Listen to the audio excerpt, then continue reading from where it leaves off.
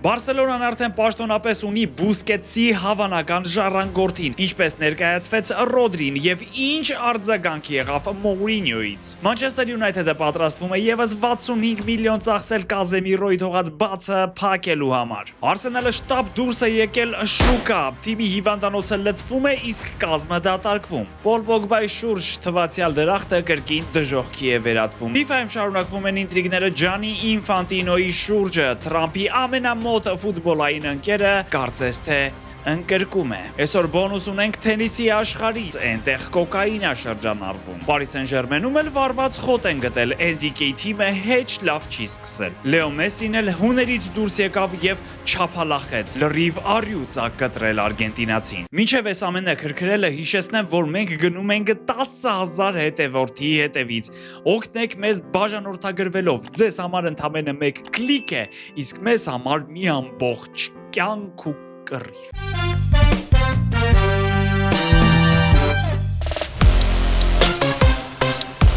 Բարսելոնա պաշտոնապես հայտարարել է Ռոդրի Էրնանդեսի տեղափոխության մասին, պայմանագիր կներեք, Ռոդրիգո, մեջքին գրած էր Ռոդրիգո։ Ուզում ասի ես արդեն մեծ եմ, չի դզում կրճատ անունը։ Կամ էլ ուզում ասի կտեսնենք կլասիկոյում Ռոդրիգոներից ով ա ուժեղ։ Ինչևէ պայմանագիրը կնքված է մինչև 2030 թվականը, այն արժեցավ 60 միլիոն պլյուս 15 միլիոն էլ բոնուսների տեսքով։ Այսինքն ընդհանուր կարող է հասնել 75 միլիոնի։ Բայց եթե Ռոդրին առողջ է ու խաղում է իր լավագույն ֆուտբոլը, թե չէ ինչ բոնուս, ինչ բան։ Բայց դե իհարկե, եթե Բարսայի ֆինանսների մասին է խոսքը, պետքա շատ զգույշ արտահայտվել, որ չցավեցնենք։ Այդ ակումբում ամեն ինչ այնքան փխրուն է փողի արծով, որ անգամ անվճար եկող ֆուտբոլիստը կարող է ճգնաժամ առաջացնել։ Բայց զուտ խաղային տեսանկյունից այս տրանսֆերը շատ հասկանալի է։ Սերխիո Բուսկետսի հեռանալուց հետո Բարսելոնան այնքան փնտրեց, բայց այդպես էլ նրան արժանի փոխարինող չգտնվեց։ Այնպիսի տպավորություն էր, որ պահերով նույնիսկ խաղացողներ կային, որ ասում էին, եթե մարդ չկա, ես կարող եմ այնտեղ հանգիստ կանգնել։ Բայց դե Ռոդրին լրիվ ուրիշ մակարդակ է։ Նա կարելի է ասել Բուսկետսի թարմացված տարբերակն է։ Նա համ շատ ավելի թիկնեղ է, ավելի ամուր է, բացի այդ գոլեր է խփում ու կարևոր գոլեր։ Եվ իր առաջին հարցազրույցում էլ նա նշել է, որ պատրաստվում է շատ գոլեր խփել ու օգնել թիմին կարևոր տիտղոսներ նվաճել։ Մի խոսքով շատ չխորանանք Ռոդրի եւ Բարսելոնայի մասին, մենք առանձին վիդեո արդեն ունեցել ենք։ Եթե չեք տեսել, անպայման գնացեք նայեք, որովհետեւ շատ հետաքրքիր է։ Սրանից հետո իհարկե։ Բայց ավելի հետաքրքիր իրադարձություններ եղան, երբ գործարքը արդեն պաշտոնական տեսք ստացավ։ Ժոզե Մոուրինյոին լրագրողները շտապ գնացին հարցնելու, թե ինչ կա այս ամենի շուրջ։ Եվ նա էլ ասաց, որ մինչև դա նա պաշտոնական զրույց է ունեցել Ռոդրիի հետ եւ չի ուզել, որ նա գա մադրիդյան թիմ, թե բա Ռոդրին կասկածներ է ունեցել Մադրիդ տեղափոխվելու հարցում։ Ճիշտ է, մադրիդիստի արյունը պետքա 100% սպիտակ լինի։ Ախ, այս ֆանատները։ Ինչևէ, Ռոդրին իրականում ուզել է գնալ, թե չի ուզել գնալ Ռեալ, շատ բարդ է ասել, բայց ավելի շատ ուզել է, ուղղակի ինձ թվում է Մոուրինյոն է համահանել իր դոգմատիկ մտածելակերպով։ Վերադառնանք Բարսելոնային, որը ներկայացրեց իր նորեկներին։ Բա կանսելո, նա նորեկ չի։ Ուղղակի դեպի Կատալոնիա ճամփեն ջրի է սարքել։ Բարսելոնան ազատ գործակալի կարգավիճակում պայմանագիր է ստորագրել մինչև 2029 թվականը Ժոաու Կանսելոյի հետ։ Սա պորտուգալացու արդեն երրորդ մուտքն է կատալոնական ակումբ։ Առաջինը Մանչեսթեր Սիթիից էր վարձավճարով, հետո Ալ Հիլալից, հիմա էլ Զատո հիմնական պայմանագիր է ստացվում։ 32-ամյա Կանսելոն կարող է խաղալ պաշտպանության երկու եզրերում էլ, բայց եթե անգամ դաշտում ոչինչ չստացվի, նա անպայման հարցազրույցների ժամանակ իր ունիկալ տեսքով կարող է վախեցնել մրցակիցներին։ Բայց եթե Բարսան փող ծախսելից ամեն կոպեկը հաշվում է, ապա FIFA-ում ցանկանում էին այնպես անել, որ փող ծախսելուց գնապիտակին ընդհանրապես չնայեն։ FIFA-ն թե Ինֆանտինոն։ Այ դա ոչ մեկ չի հասկանում։ Յանի։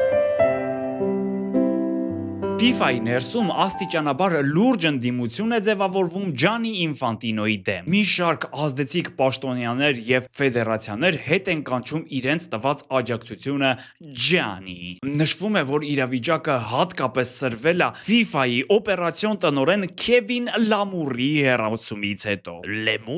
Լամուր։ Չնայած Քևինը Լեմուրի դեմք էր ընդունել, երբ իմացավ, որ գործից հեռացված է, քանի որ քննադատել էր Ինֆանտինոյի ենթադրաբար սեփական գրպանները ուռացնել փորձելու համար։ Վեճի կենտրոնում FIFA-ի կոմերցիոն իրավունքների մի մասը մասնավոր ներդրողներին վաճառելու ծրագիրն է։ Եթե փորձենք պարզ ձևակերպել, ապա FIFA-ն փորձում էր ապագա մրցաշարերի առաջնությունների ներդրումային ծրագիրը ձևակերպել, դարձնել ինչ-որ արժեթուղթ օրինակ եւ վաճառել, ստանալով մեծ շահույթներ, թե դրանք հետո ինչ եկամուտներ կբերեին, արդեն FIFA-ին չէին լինի։ Բայց եթե այդ գործարքը իրականացվում էր, ապա ֆուտբոլի մասին որոշումներին սկսելու էին ազդել ոչ ֆուտբոլային մարդիկ, ու դրա դեմն առնել չէր լինի։ Պատկերացրեք, դուք 5 ամսվա աշխատավարձ եք ստացել, ծախել եք այդ փողը ու հիմա ուզում եք դուրս գաք, բայց ձեր գործատուն ասում է՝ «Օ, փլենգեր ջան, դու հələ 5 ամիս ստրուկ ես իմ մոտ»։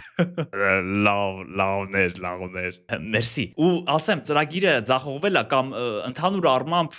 դեռ շատ մեծ դիմադրության է արժանանում ու դեռևս ասում են, որ ոչ մի շարժ չկա, բայց ամեն դեպքում Ինֆանտինոն այն 5 գելերից է, նա լուրջ աջակցություն ունի FIFA-ում անդամ ասոցիացիաների կողմից ու 2027-ին էլ պատրաստվում է թեկնածություն դնել։ Ուղղակի հարցն է, թե որքանով կշարունակվի այս ամենը, որովհետև UEFA-ն եւ մի շարք ասոցիացիաներ լուրջ գործընթաց են սկսել Ինֆանտինոյի Ջանիի այդ քաչալ հրաշքի դեմ։ Ու ասեմ, FIFA-ի եւ UEFA-ի միջև հարաբերությունները այն ամեն ինչ բարդ է կարգավիճակում է, it's complicated։ Ու հենց այսօր հրապարակվեց Reuters-ի նյութը, որտեղ նշվում է, որ UEFA-ն եւ այն անդամ ասոցիացիաները, որոնք դեմ են Ինֆանտինոյին, ներքին քննարկումներ են սկսել, որ անվստահություն հայտնեն։ Բացի այդ, մի շարք առաջատար ակումբներ ցանկանում են հայտարարություն տարածել, որ եթե այս բոլոր հարցերը շուտապույտ կերպով չլուծվեն եւ կառավարումը չգնա բնականոն հունով, ապա նրանք չեն մասնակցի առաջիկա աշխարհի ակումբային առաջնության։ Ասում եմ, չբռնեմ, դառնամ նախագահ FIFA-ի։ Դու Ռեալի նախագահն ես դառնալու կամ Manchester United-ի։ Մանկունյացիները Կարլոս Բալեբայի համար առաջարկել են 60 միլիոն պլյուս 5 միլիոն էլ բոնուսների տեսքով։ Նշվում է, որ Բրայթոնի հետ համաձայնությունը արդեն եզրափակիչ փուլում է եւ պայմանագիրը կստորագրվի 5 տարի ժամկետով։ Իհարկե դեռ պաշտոնական հայտարարություն չկա, բայց այսպիսի թվերի դեպքում գործարքները շատ լավ էլ իրականանում են ու մանկունյացիները վերջապես կկարողանան գտնել Կարլոս Կազեմիրոյին փոխարինողը, որը գնաց, հեռացավ արցունքն աչքերին։ Բալեբան համարվում է ժամանակակից հենակետային կիսապաշտպանների շատ լավ օրինակ, որը ֆիզիկապես շատ ուժեղ է, արագ է եւ գնդակի հետ վարվեցողության կանոններին տիրապետում է շատ լավ։ Այս դիրքում լավ խաղացող ունենալը մանկունյացիների համար շատ կարեւոր է, որովհետեւ նախորդ տարիներին, չհաշված վերջին մի քանի ամիսը, Կարիքի գլխավորությամբ United-ի կենտրոնը պաշտպանության, կիսապաշտպանության պրոխոդնոյ դվոր էր հիշեցնում։ Ու Բալեբան ըստ Կարիքի եւ Manchester United-ին այն ֆուտբոլիստն է, որը կարող է այն դրայվն ու խաղային ինտելեկտը ապահովել թիմի կենտրոնում, որ կկարողանա ազատություն տալ օրինակ Բրունո Ֆերնանդեշին, որ ստեղծագործի եւ գոլային պահեր ստեղծի հարձակվողների համար։ Բայց դե 65 միլիոնը այդ այն թիվն է, որից սպասելիքները շատ մեծ են։ United-ի ֆաները ուզելու են չեմպիոնություն։ Ամեն դեպքում United-ի մասին խոսելիս պետք է հիշել վերջին մի քանի ամիսը, որը ուղղակի շեդևրալ էր վերջին 10 տարվա համար United-ի հարցում ու թիմը կարողացավ հասնել Չեմպիոնների լիգա, երկար դադարից հետո այնտեղ խաղալու է, բայց դե բարդ է լինելու, չեմ կարծում, որ նրանք կարողանան Չեմպիոնների լիգա հաղթել կամ հասնել կիսաեզրափակիչ կամ Անգլիա։ Եթե մնան քառյակում, դա արդեն իսկ մեծ հաջողություն կլինի։ Իսկ Արսենալը վերջապես Չեմպիոնների լիգան կվերցնի։ Իսկ այ Արսենալը պետք է հենց Չեմպիոնների լիգայի համար էլ պայքարի։ Ու Արսենալը գնում է այդ քայլերին, բայց դժբախտաբար նրանք ունեն շատ վնասվածքներ։ Ընդանոցը լիքն է։ Պետք են փոխարինողներ։ Օրինակ պաշտպանության կենտրոնում Սալիբային պետքա փոխարինել ու Աստոն Վիլայի հետ պայմանավորվածությունը կարծես մոտենում է եզրափակիչ փուլին Էզրի Կոնսայի տեղափոխության համար։ Ասում են գործարքը կազմելու է 51 միլիոն եվրո։ Իհարկե Սալիբային էլ պետք է Տիմբերին գումարել, որը նույնպես վնասվածք ունի ու ըստ մասնագետների Կոնսան կարող է խաղալ եւ կենտրոնում եւ եզրում։ Այսինքն Արսենալը ստացվում է մեկ հարվածով ուզում է երկու նապաստակ խփել։ Բայց օրինակ մի ամիս առաջ տպավորություն էր, որ Արսենալը ընդհանրապես չի էլ պատրաստվում մեծ գումարներ ծախսել տրանսֆերային պատուհանին, բայց իրավիճակն է ստիպում ու եթե գնորդը այլ տարբերակ չունի, վաճառողը կտրուկ գին է բարձրացնում ու դա խանութի ցածարնել չի էլի, ամեն դեպքում միլիոնների հարց։ Ու ընդհանրապես Պրեմիեր լիգան փոխվելու է։ Ահա, ճիշտ ես ասում։ Արա 9 նոր մարզիչ է լինելու այս առաջնությունում ու քիչ էր աժոտաժն ու ինտրիգները մի բան էլ դա է գումարվում։ Օրինակ ասում են Տոտենհեմը սկսել է բանակցություններ Մանչեսթեր Սիթիի հետ Օմար Մարմուշի եւ Սավինյոյի համար։ Դուք պատկերացնում եք դա ինչ է նշանակում։ Աստոն Վիլան շարունակում է գնումներն ու վաճառքները, գնում ու վաճառում է։ Մի խոսքով բոլորին փորձում են մինչև վերջին օրը տեղավորել ու սկսել գզել իրար։ Բայց այ Պոգբային ոչ մի տեղ չի լինում տեղավորել։ Մոնակոն եւ Պոլ Պոգբան փոխադարձ համաձայնությամբ խզել են պայմանագիրը։ Ֆրանսիացու վերադարձը շատ մեծ հույսեր էր առաջացրել ֆուտբոլասերների շրջանում։ Արդյոք նա այդ դոպինգային սկանդալից հետո կկարողանա վերադառնալ բարձր մակարդակի։ Բայց նախորդ մրցաշրջանը ցույց տվեց, որ ոչ։ Ամբողջ սեզոնի ընթացքում նա խաղացել է ընդամենը 6 հանդիպման ժամանակ եւ ընդամենը 1 խաղում է մեկնարկային կազմում դուրս եկել։ Այս պատմության ամենացավալի կողմն այն է, որ Պոգբան երբեք ֆուտբոլային ինտելեկտի, տաղանդի պակաս չի ունեցել։ Նա իր լավագույն տարիներին այնպիսի ֆուտբոլ էր խաղում, այնպիսի փոխանցումներ էր կատարում, որ հիմա երևի թե ոչ ոք չի կարողանում այդպիսի բան անել։ Ուղղակի պետք է ընդգծել, որ նա խաղային կարգապահության բացարձակ չհետևող ֆուտբոլիստներից էր, ով հղբացավ ու դրանից ելնելով վերջին տարիներին անընդհատ վնասվածքները, այդ դոպինգային սկանդալը ուղղակի հալածեց նրան։ Հիմա դժվար է ասել, սա նրա կարիերայի վերջն է, թե ամեն դեպքում կգտնի ինչ որտեղ խաղալու։ Եկեք հուսանք, որ նա խելքը գլուխը կհավաքի, մի քիչ կարգապահություն կդրսևորի եւ կկարողանա կրկին իր երկար ու գեղեցիկ փոխանցումներով հաճույք պատճառել մեզ։ Քանի դոպինգներից ենք խոսում, եկեք մի պահ էլ գնանք թենիսի աշխարհ, որտեղ նույնպես սկանդալ եղավ վերջերս։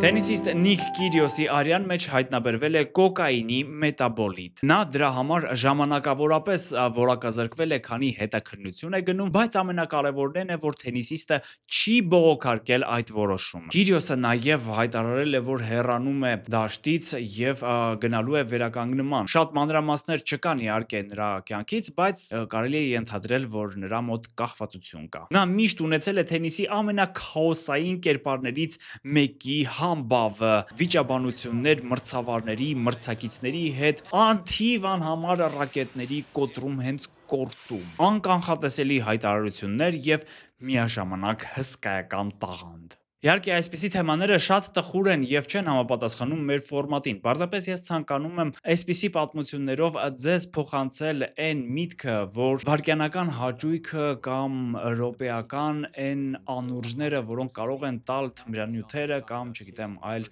վատ երևույթները, կարող են մի ամբողջ կյանք խաթարել ու գցել մարդուն այնպիսի անդունդը, որ նա երբեք այնտեղից գուցե էլ չբարձրանա։ Իսկ Նիկ Կիրիոսը հուսանք, որ կկարողանա ձերբազատվել իր կախվածություններից եւ վերադառնալ կորտ Մրցաշրջանը հեչ լավ չի սկսվել ֆրանսիական Paris Saint-Germain-ի համար։ UEFA-ի սուպեր գավաթը։ Դա նախորդ տարվա ՊՍԺ-ն էր։ Այս տարվանը սկսել է շատ վատ։ Նախ պարտվեցին Ֆրանսիայի սուպեր գավաթի խաղում։ Հետո էլ պարզվեց, որ Լիգա 1-ի առաջին խաղը, տնային խաղը իրենց ստադիոնում չեն խաղալու։ Փարիզում գրանցված ուժեղ շոկը վնասել է Parc des Princes-ի խոտածածկը։ Ստուգումից հետո պարզվել է, որ դաշտը անվտանգ չի լինելու, ու առաջին տուրի խաղը Ռենի դեմ տեղափոխվել է մրցակցի դաշտ։ Եվրոպայում այս տարի այնքան շոկ է, որ մարդիկ անգամ մահանում են դրանից։ Դրա համար էլ Paris Saint-Germain-ը թեթև մահացավ։ Դե ինչ, այսքանն էինք պատրաստել այս անգամվա մի րոպե, բա ասում էիր Մեսսին չափալախել է։ Դա ասեցի, որ մարդիկ մինչև վերջ նայեն։ Կատակ եմ անում։ Իհարկե, ուղիղ չի դրելու, բայց նրբի մեջ իրականում շատ լարված խաղ էր ընթանում ու պարզապես դրվագներից մեկում Մեսսի նյարդերը տեղի տվեցին։ Նա նախ գոլ խփեց, հետո էլ սիլեց ԱՄՆ-ի երբեմնի ամենատաղանդավոր ու խոստումնալից ֆուտբոլիստներից, էջ էլ երբեմնի չի, նայ ոնց է վրա տալիս։ Դե տենց ուզում է ասի, ես դեռ կամ, ես ստեղ եմ։ Իրականում Մեսսին ուժեղ չի խփում, կարծես կեսից փոշմանում է, բայց անգամ դրա համար Ինտեր Մայամիին սպառնում է տուգանք, իսկ Մեսսիին որակազրկ։ Իրականում այդ ամենը եկավ շատ լարված խաղից։ Հաշիվը 2-2 էր։ Մենապայքարները շատ էին ու ոչ միայն գնդակի համար։ And Sullivan getting into it. This game has completely lost it. Իսկ իրականում գնդակի համար այս սենց են պայքարում։